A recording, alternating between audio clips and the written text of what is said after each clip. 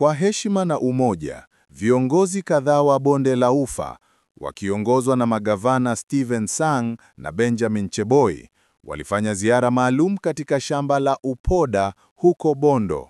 Viongozi hawa walikabidhi ng'ombe 80 kwa familia ya Odinga. Idadi hii ya ng'ombe ilikuwa na maana kubwa ya kitamaduni na heshima, ikitumika kuwakilisha miaka 80 ya uhai wa marehemu mkuu Raila Odinga, hivyo kuheshimu safari yake ndefu ya maisha.